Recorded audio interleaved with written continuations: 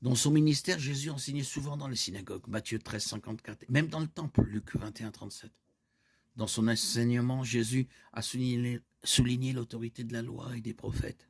Il a enseigné aux autres à respecter la loi, Matthieu 5, 17, Matthieu 23, 1, 3. Et lui-même a observé les commandements. Jésus s'identifiait à la religion des Juifs et était considéré comme un rabbin, Jean 1, 38, Jean 6, 25.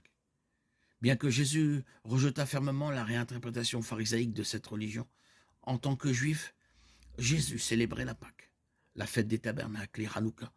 Jésus était appelé le roi des Juifs, était un sauveur juif choisi par Dieu pour un but particulier. Le Messie devait servir Dieu en rachetant Israël, puis en régnant depuis Tzion, apportant la paix, la justice et la sécurité à Israël. Ésaïe 9, 6, 7, Zacharie 9, 9. Oui, Jésus est juif. Jésus était juif. Il est le juif, le fils de David, envoyé aux juifs. Et dans son ministère terrestre, il s'est concentré sur les brebis perdues d'Israël. Matthieu 15, 24.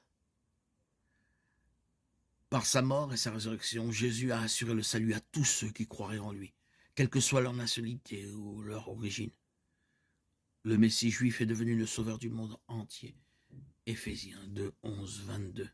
C'est pourquoi, souvenez-vous qu'autrefois vous étiez païens dans la chair, appelés incirconcis par la circoncision, appelés, faite dans la chair par la main de l'homme.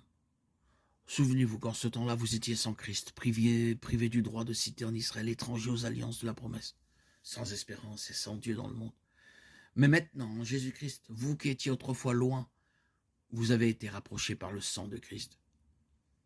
Car il est notre paix, lui qui des deux n'en a fait qu'un et qui a renversé par sa chair le mur de séparation, l'inimitié, a aboli la loi des ordonnances dans ses prescriptions afin de créer en lui-même, à la place des deux, un seul homme nouveau en établissant la paix et de réconcilier les uns et les autres en un seul corps avec Dieu par la croix, en détruisant par elle l'inimitié.